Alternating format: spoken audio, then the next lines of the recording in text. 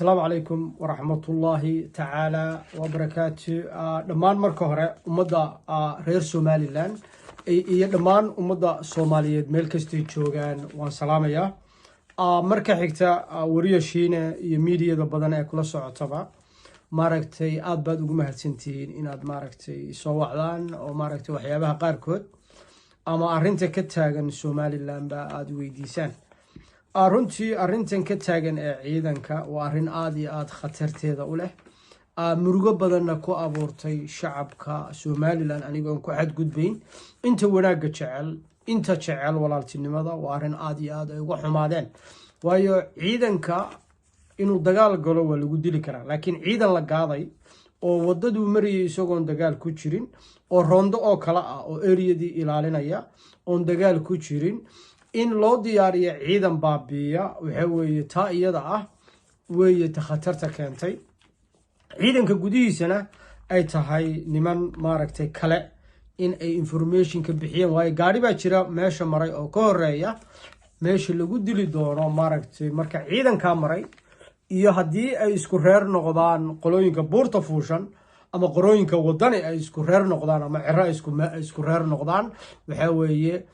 big suspicion ayaa la hayaa more circumstances evidence na way imanayaan waxa imanaya oo kale more evidence ba imanaya marxaati badan ba imanaya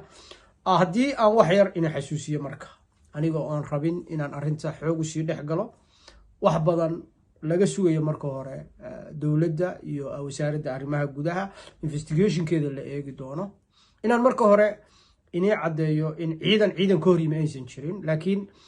ciidan diyaarsanaa oo dad ciidankan RRU-da iyo booliiska oo jiritaanka ummadooda iyo jiritaanka shacabkooda ilaalinaya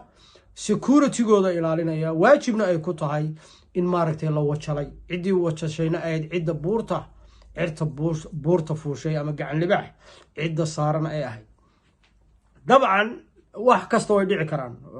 beesha gabooye oo dhan way maqlaysaa kun qof hadduu dhinto micno lama laha haddii 50,000 ay dhimanayaan micno lama laha laakiin waa inuu dagaal ay ku dhintaa qofkaasi ama 50,000 uu ku dhintaa sifo ama isagoo dalkiisa difaacaya ama isagoo oo wanaaga ummadiisa ilaalinaya laakiin haddii ciidankii la laayay la kala sooco waxaan weydiinayaa qof kasta oo isaaqa waayo ninka aaminaya xusbiga rayiga qaba waayo ninka aaminaya Cabdiraxmaan Ciro oo arrimahan qaarkood isagu maaragtay jeebada ku wata waayo ninka aaminaya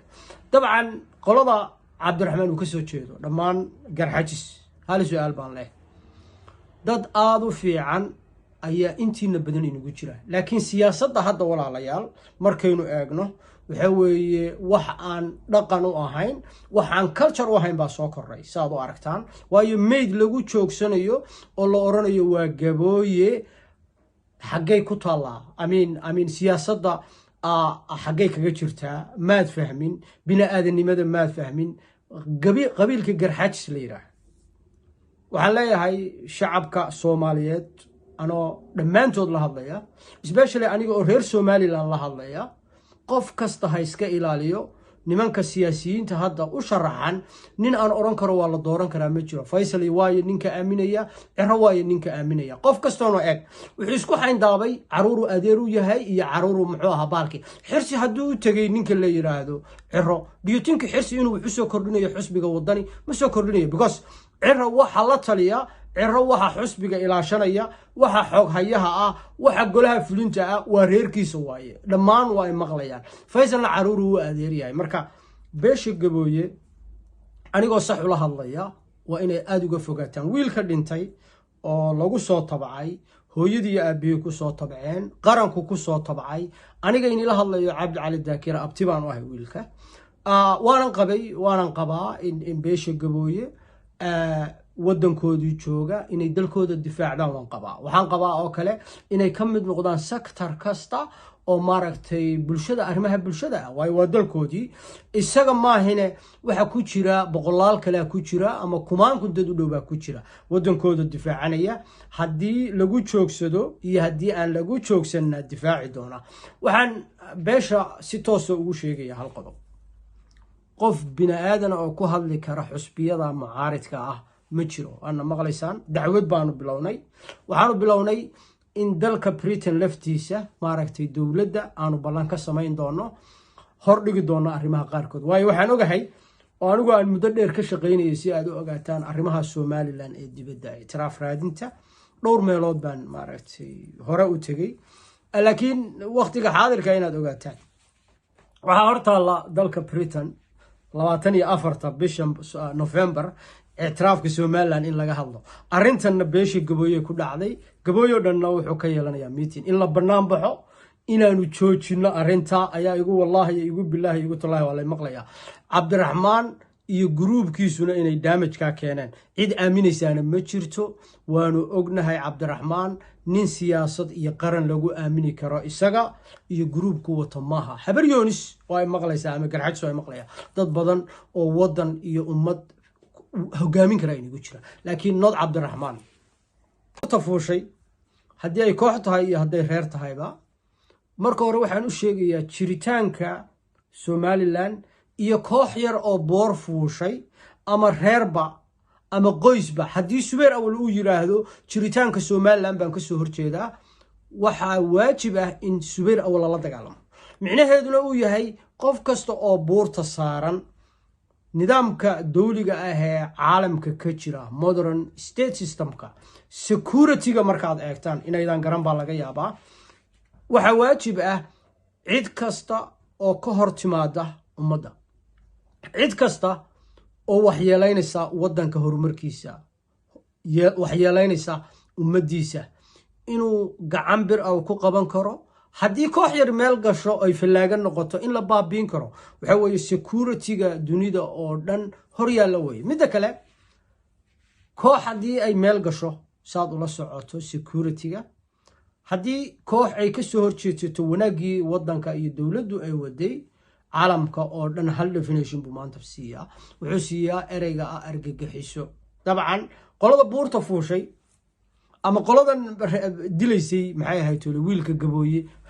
waa argagixiso very clear waxa weeye definition kasta oo maanta hor yaala maaragtay security-ga marka laga hadlayo argagixisada qof kasta ha eego waxa weeye argagixiso waxa weeye wax kasta oo khatar ku ah mujtamaca way nidaamka dawliga ah nation of interest ka inuu ilaaliyo uu ku dhaartay madaxweyne Muuse Biixi Cabdi iyo madaxweyne kasta uu ku dhaartay dabcan ciidanka qaranka waxa loo sameeyay oo waajibkoodu ay tahay inuu ilaaliyo jiritaanka ummadda therefore shuruucda caalamka oo dhan waxay qabaan qof kasta oo ummadda ka hor yimaada iyo reer kasta oo ummadda ka hor yimaada in la qarxiyo xabad afka loo geliyo aan loo joojin because nation of interest in la ilaaliyaa ka weyn waayo nabadgelyada inta kale ee ummadda mujtamaca intiisa kale waa imisa almost 6 milyan weeye Somaliland say ku socoto GDP-ga markaad eegto marka in loo joojiyo maxay ahayd toolay 500 oo nin waxaan dhamayn ama loo joojiyo 200 oo nin aan dhamayn ama in jifada ugu weyn Somaliland loo joojiyo waxaasi nidaam dawli maaha waxa weeye Muuse Biixi Cabdi iyo dhamaan wasiirka maxay ahayd toolay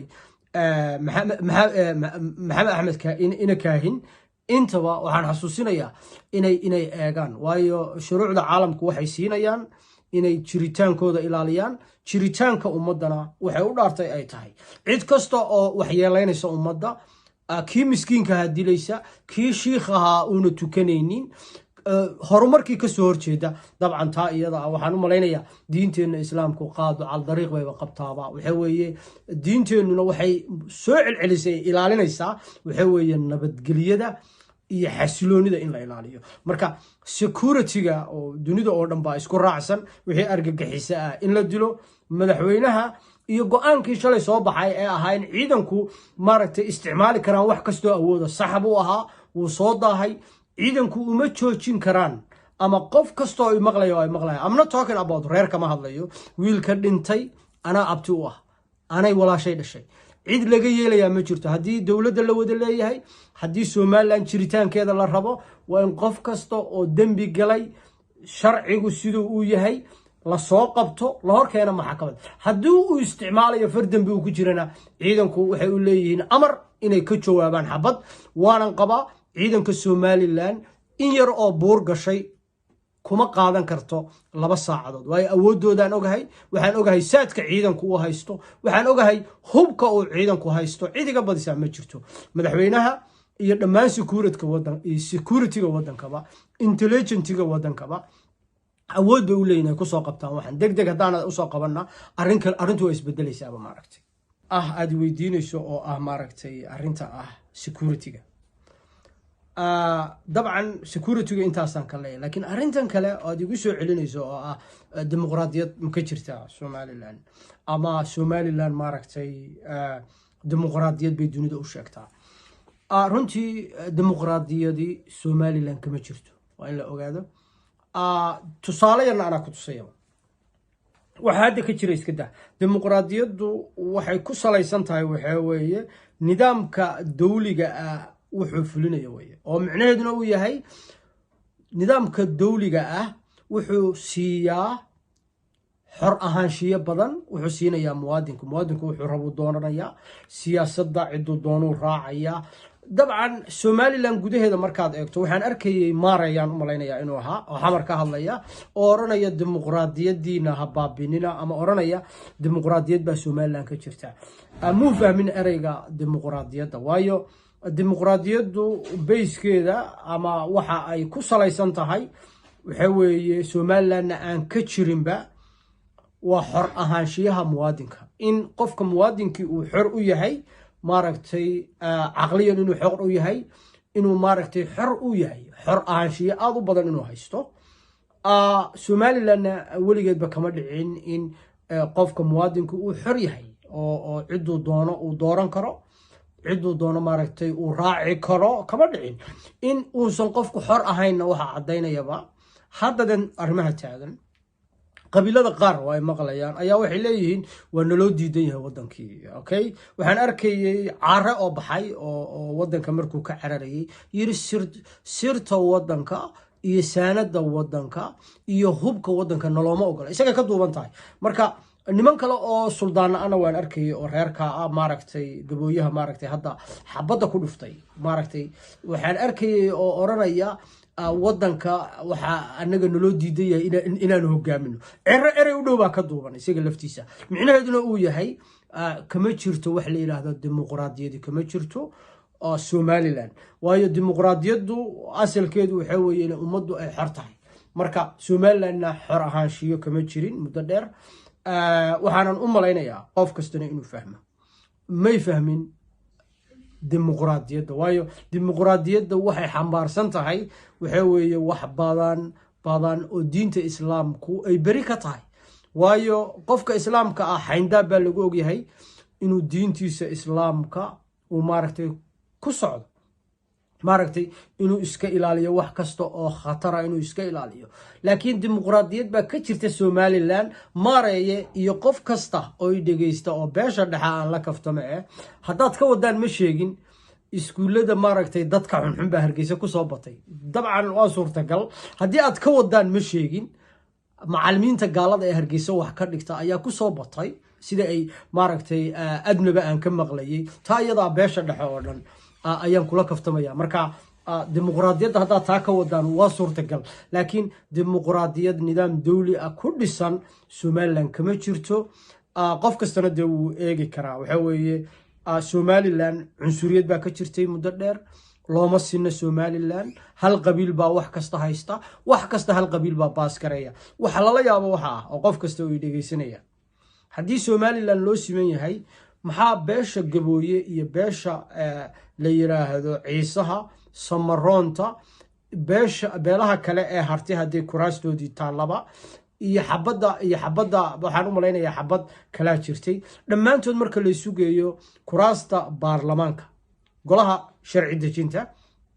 mooshin ma keeni karaan micnuhuna uu yahay siyaasadda wadankaba saameyn kuma leh in biil la siiyo oo lacag la siiyo waana arrinta hadda taagan oo qof kasta uu sheegayo in la aado doorasho oo 3 xusbi ay soo baxaan wadanka iyo ummadda ayay u tahay xal u tahay dawan ay u tahay hadii laakiin la leeyahay 2 kursi waxa leh maxay ahayd beesha maxay ahayd toolay Cira iyo Faysal Baale kursigan kalena wuxuu ka dhaxaynayaa habar jeclo iyo habar awal aaway dadkii kale markaa qof kasta way maqlayaa waqtiga xaadirka dagaal baa jira waxyaabo badan baa jira muuse khasab bay tahay in loo kordhiyo baarlamaanku waa inuu raaco xeerka u yaala wadanka iyo dastuurka inuu ilaaliyo waqtigan xaadirka waa markii ugu horeysay haddii la eego dastuurka ay waajib tahay in madaxweynaha jooga loo kordhiyo ama buur ha la fuulo